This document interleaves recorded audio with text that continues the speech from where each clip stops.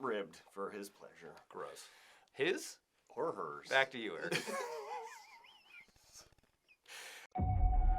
In a time where all podcasts are the same, two guys have decided that enough is enough.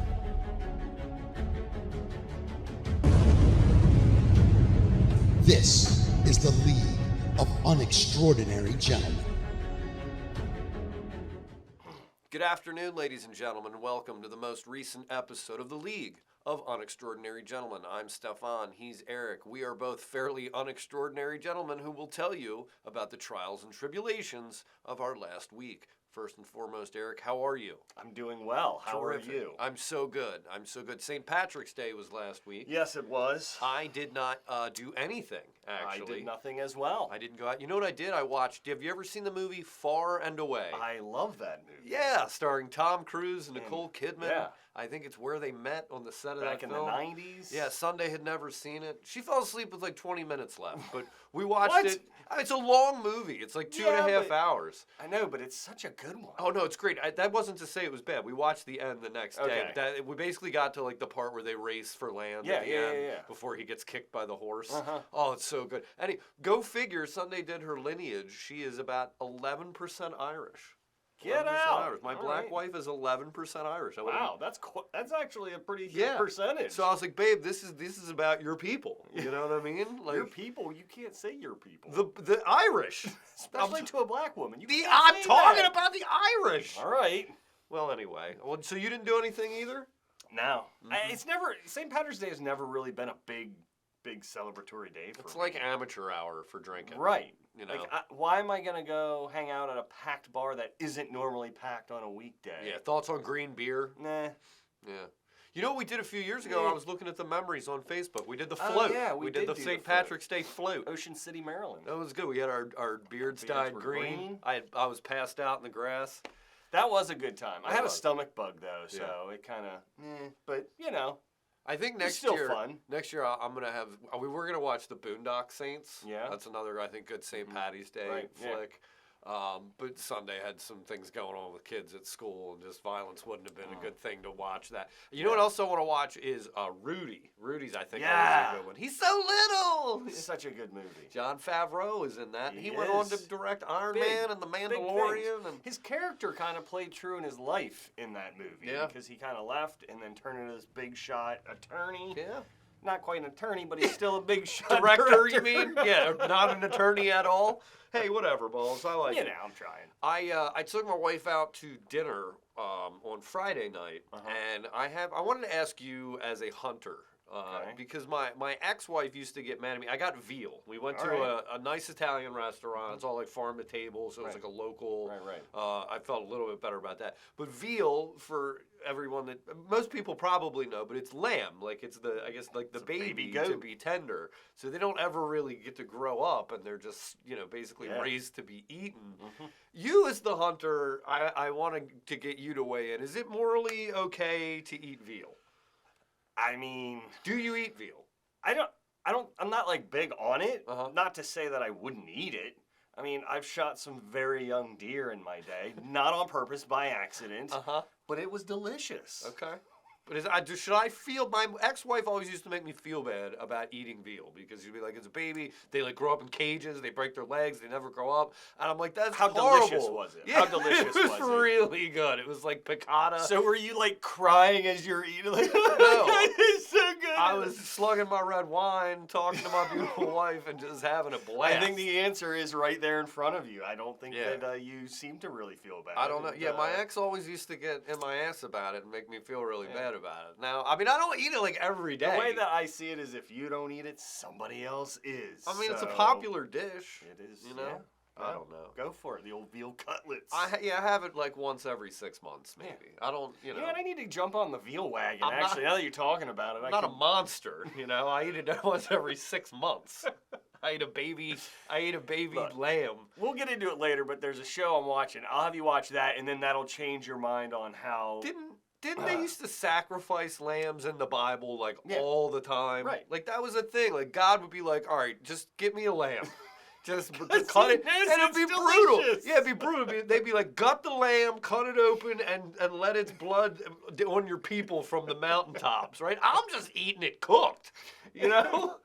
I don't know. It was probably killed in a very humane way. The God of the Old Testament was much more brutal than Stefan, right. Eating it piccata style with some capers and some delicious lemon sauce. I do love some capers. Man. I'm going to Dallas next week. Yeah. I'm going to be out of town. Be a good time. You ever been to Dallas? I have been to Dallas. When's the last time you were there? Oh, God, it's been decades. Yeah. It's been decades. I haven't been there in about 15 years. Town. Yeah, it's a really fun town. It's going to be hard to top my last trip. Last time I was there, I went to 2 strip clubs. The first one I went to was called the Clubhouse, and it was owned by the guys from Pantera. And so I was like 22 years old. We walk into this strip club. It was like $25 to get in, and they immediately like, "Hey, do you guys want a tub of ice?" It was BYOB. And they're like, "Do you want a tub of ice for your beer?" We were like, "Sure." They're like, "There's a lot of you guys. There's like 10 of us." They're like, "Do you want 1 or 2?" We were like, "How about 2?" Right? And then so we sit down, and they bring the ice tubs, and they're like, "All right, that'll be $75."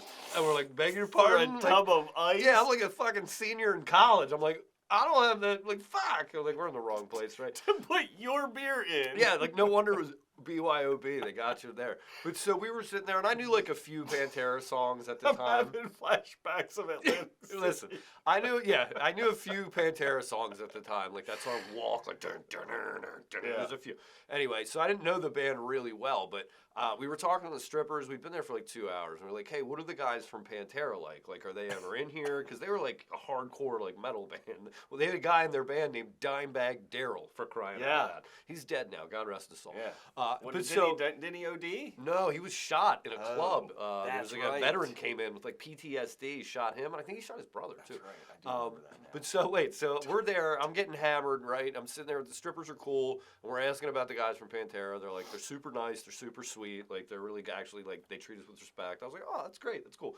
So I'm sitting there. It's like 2-3 hours in, right? And I'm sitting there with like a stripper, like you and I are sitting here now. And I look over, and the fucking doors like kick open, and there's like saloon doors in this place. I mean, it's a fucking strip club in Texas, right? Saloon doors kick open, and I look over, and I see this guy, and he's wearing a black cowboy hat, right? He's got like a manicured beard, right? Really, really manicured. He's got a black shirt with a white stripe across the side, black leather pants with white flames down the sides, and rattlesnake skin boots. I'm like, this guy is in Pantera. Right? Gotta be. Yeah, so I lean over to the stripper, and I'm like, hey, who is that? And she goes, oh, that's Vinnie Paul. I'm like, she's like, from Pantera. I'm like, I assume he's the lead singer, right? So he starts like making his way over, and he's talking to like a couple of his security guys. I'm like, guys, you know who this guy is? This is Vinnie Paul. He's the fucking lead singer of Pantera. And the stripper leans over and she goes, he's the drummer. And I'm like, guys, you know who this is?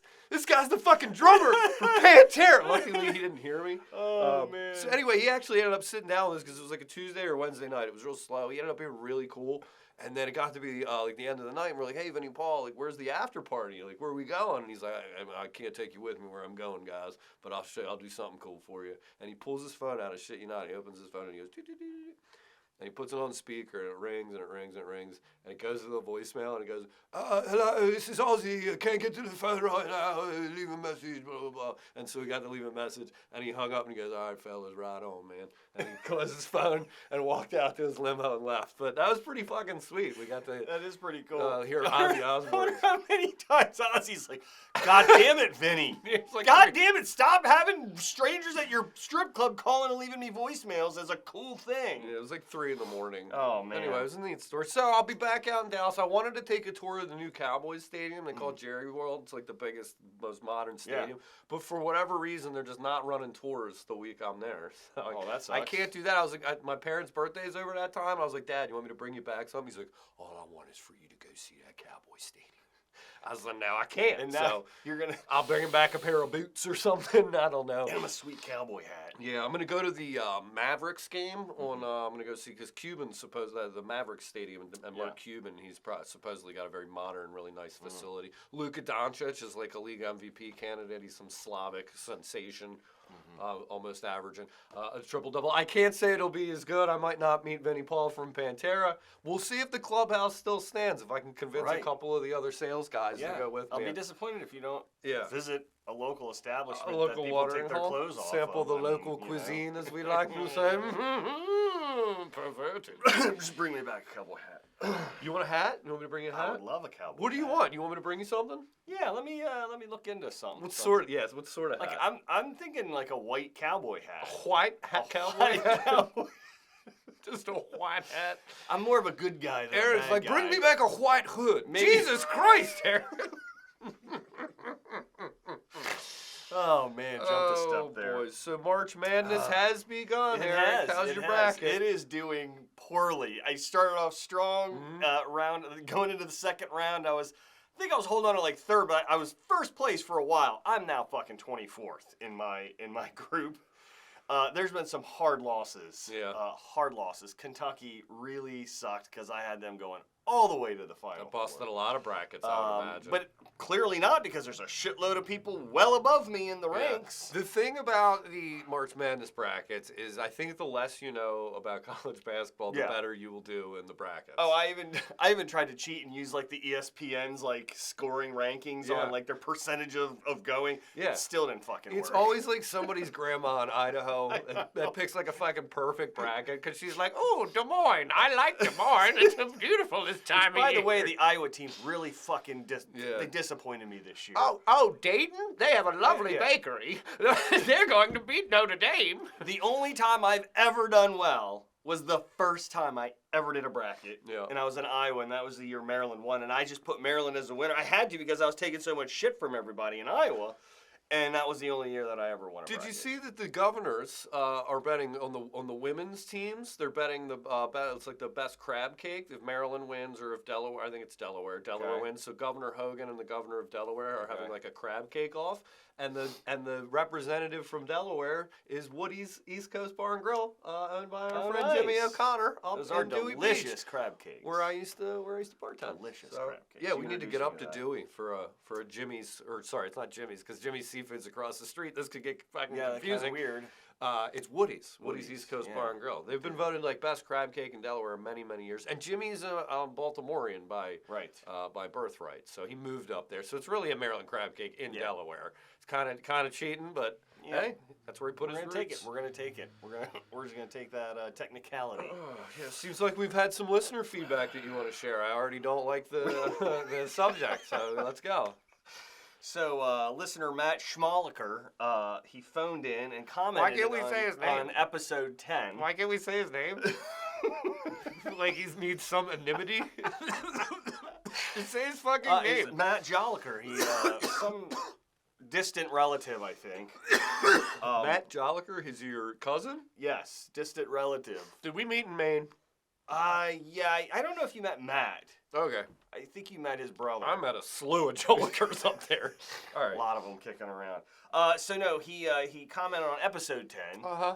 And he, quote, said, Stefan is a bitch, saying a straight razor back of the neck hurts Yeah. at a barber shop. Well, I think, you on the back of the neck. You may have a point. Like, I think just getting a straight razor on your neck is fine. The guy I went to was like 87 years old.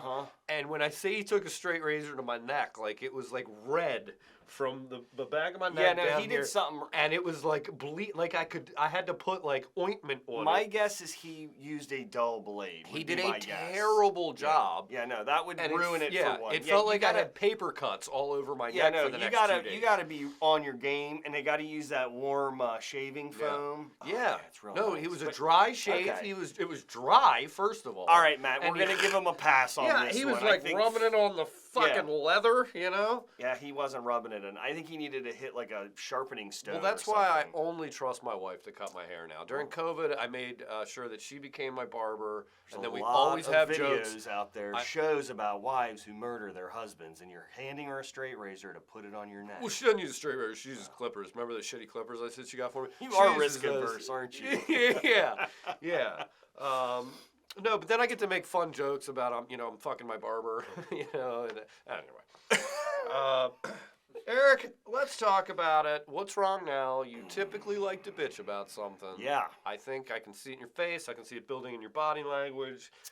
What is it that is wrong now, Eric? So you mentioned Laura Grillo in the last episode as well, And I just so happened to be at a barbecue at her residence this weekend. Famous Towson socialite Laura Grillo. Laura Grillo. Mm-hmm. And I was just, enjoying a nice sour cream and onion chip. Utz? Yes, of course. Of course. Rippled ridges or whatever the fuck. Rippled ridges. Oh, man, they had the big ones that are like folded over. Which gets me to our sponsor, Utz, Rippled Ridges. We're Utz, both rippled and rigid. Are you rippled or are you rigid? Doesn't matter. Utz, Rippled Rigid. Eric, back to you. Ribbed for his pleasure. Gross. His? Or hers. Back to you, Eric. So yeah, I was reaching for one of the folded ones, Uh-huh. and then Sean went right in and grabbed it, and I was like kind of angry about it, but then there was another big one. I grabbed it and popped it in my mouth, and like had this really hard crunch, Mm-hmm. and it kind of hurt a little bit, and I was like, damn. And I was like, I think I got like a wad of salt or something on that chip, and I was trying to like clear it through. Oh no, I chipped a tooth back in the pandemic, and they fixed it, and the repair came out. So why are you mad at Laura Grillo? I'm not. I was just giving a reference point that I was at a barbecue at Laura Grillo's You were house. at her house. I'm not mad at her. I'm angry at the fact that now I have to go to the fucking dentist this week I think and you get this bitch should repaired. blame her for serving stale chips. Well, the problem is I bought the chips. Oh, you were the one that brought it. Okay. Yeah. You have no one to blame but yourself for that, Eric. All right. I think it was that chip. I wasn't going for that chip. Sean took the chip I was actually going for. Mm-hmm. So I'm partially blaming Sean. Okay. Yeah. That's where it's coming from. So you got to go to the dentist? Yeah, I gotta get this bitch fixed this week. It's a shame. But thankfully it doesn't hurt yet, knock on wood. That's so. good. That's good. That would have really sucked. I hope for the best for you and your tooth, Eric. You want to see it? No. No. Oh, Cut. okay. Eric, what are we watching? I see we've got the Sex Lives of College Girls, and not only do you have an update for us, you have a Yes, I recap of do. the entire first season. I do, and it's going to be great. Before I get to you, I just want to say I was watching the show You. Have you ever seen the show You? I have. Yeah. Sunday and I both sit there and go, man, this guy reminds us of Eric. And if you're unfamiliar, the character Joe is super creepy. He gets fixated on certain women that aren't his wife. There's one scene in the third season where he's sniffing the panties of his neighbor and he's banging his wife, and I just said, man, this reminds me of one of my buddies. I can't put my finger on who never it is. do such a thing. Hey, the show You, season 3. I'm giving it a solid 8 so far. Really? Yeah, I'm enjoying it. It's his wife's a serial killer. He's killing people. Who's the creep now? Yeah, they have some unhinged I couldn't get through relationship. the first season. It made me so uncomfortable. Oh yeah, it's super uncomfortable. But Super uncomfortable. It keeps getting more and more. I think you should stick with it. But anyway, back to speaking of uncomfortable, Eric. Let's get to the Sex Lives of College. So I'm going to wrap up on season 1, finish it out. The scene takes place in a sleepy Vermont town on the campus of Essex. It really captures the struggles of women. Mm-hmm. For example, one character, Bella, she had to break through a male-dominated world of comedy writing. It was a fraternity basically run by men. She broke through. Go Bella. All right? It touches on the hashtag #MeToo movement. There was some boner pressing that happened. Won't get into details. I don't want to ruin anything. Sure not. I'm sure our audience is on bated breath. It's struggles of the pressures of academic success and failure. Uh-huh. Nobody suicided themselves, but there was some cheating or attempted cheating. I believe it. It's called the Sex Lives of College Right? Girls. There was some cheating. Differences between being a cheater and being a snitch. Can't be a snitch. There was some adulterous relations between a coach and a student.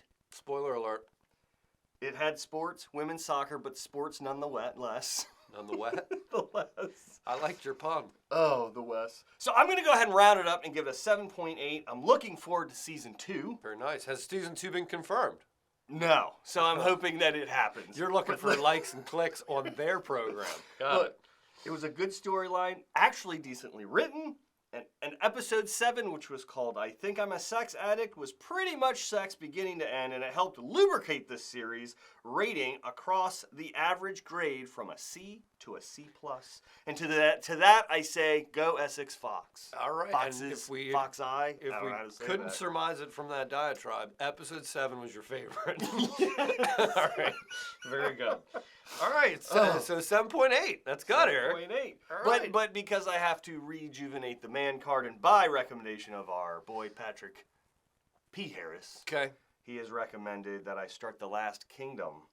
And I'm halfway through the first season, and boy, is it fucking badass. That's war epic, right? It is about the Danes and the Saxons, and they're Okay. all fighting over England. All right. We'll come back to us next episode with a show that's not about the sex lives of college girls. I'm a lot bothered now. You should be. When you come up for air and do sports? Yes. All right. Jump shots. Goals. Running. Balls.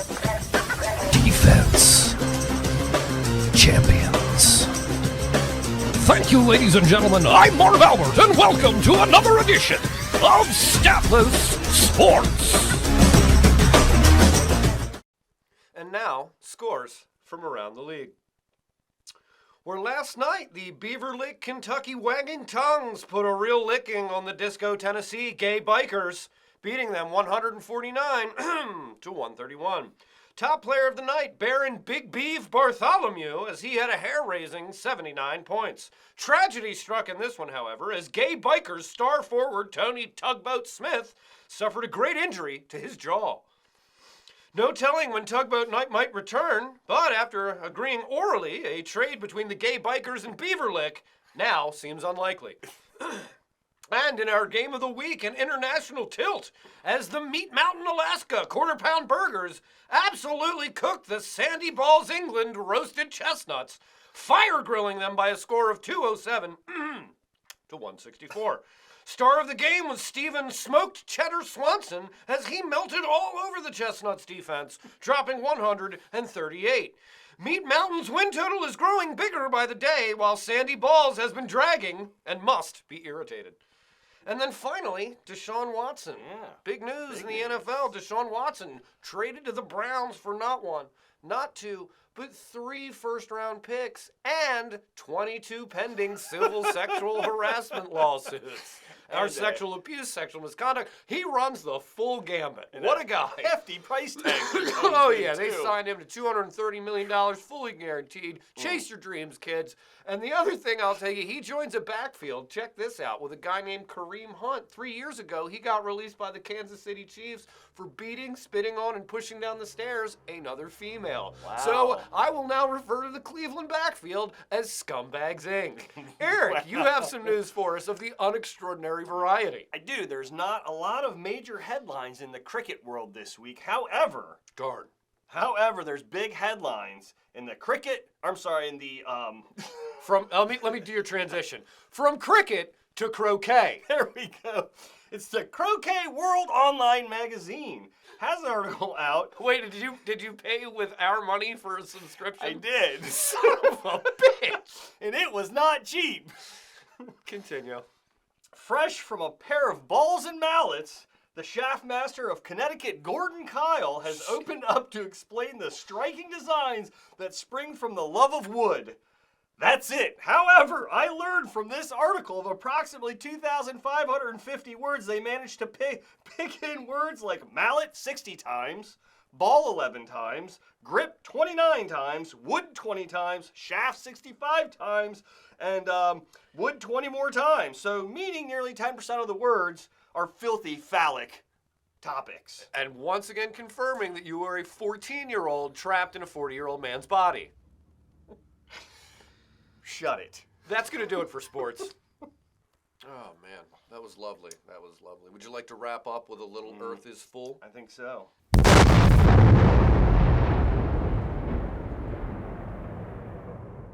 Yeah, I'll do first. So, there was a Bloomberg opinion tweet recently, and it indicated something shocking. That inflation hurts most people making less than $300,000. Adding that people should take the bus or stop buying in bulk. Yeah. By the way, I remember when I was one of those people. Yeah, I know, right? And they said that we should try lentils instead of meat. So your veal is right out the fucking door, and you got to replace it with fucking beans. Eric, I went out to dinner last Friday, and I got lentils piccata. Let me tell you, it was so good. How guilty did you feel for eating those baby lentils? For eating those legumes? Are they legumes? Yes, I think so. they are. I heard the legumes crying in my sleep, Dr. Man. Lecter. Oh, man. Dr. Lecter. So the tweet also read, nobody said this would be fun. The March 13th op-ed from Teresa Ghilarducci headlined, Inflation stings most if you earn less than $300,000. You know what, Teresa? Earth is full. You're not going to tell me how to live my life. I am fucking American. And there's no inflation here, apparently. There's nothing bad happening. But now, it's time for you to go because Earth is full. Earth is full, Teresa. For mine, I'd like to show this picture of this adorable dog. Oh, right here. Wow. His name is Fezco. This is Fezco. Now I can't name these people by name because their names weren't given in this article, and you'll see why in a moment. But through the alien technology that we use to transport people to the moon, all I will have to do is say the name of their dog, and then the death beam will be able to transport these people out. Okay, all right. This is actually a really sad story, so hold the chuckles. A North Carolina dog. This episode. A North Carolina dog was abandoned and sent to an animal shelter because its owner thought the pooch was gay. Fezco was sent away for doing what most dogs do for dominance, and that was humping another male hound. These people literally dropped the dog off on the front steps of the shelter with a note and then continued on their way. I don't know what this world's coming to. By the way, the woke culture has not got to By the way, here's the other funny thing. You're probably like, oh, it was like a puppy. This dog was fucking 5 years old. So they had this dog for 5 years. Somebody had this dog for 5 years, and some toxic masculine dude was like, holy shit, Fezco, are you humping champ?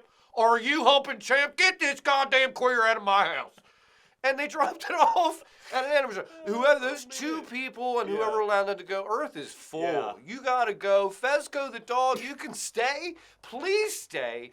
Ownership of him, see you later. You gotta go. Boy, he sure loves to hump a leg, too. He's got a little of that Mississippi leg hound in him. You and I got tell it. you what, don't let him catch you in the short pants. Don't let him catch you in the short pants. Great way to end the episode with one of the most unextraordinary statements I've ever heard in my life. Thank you so much, Eric. And thank you, Dark Continent. Good night. This is the League of Unextraordinary Gentlemen.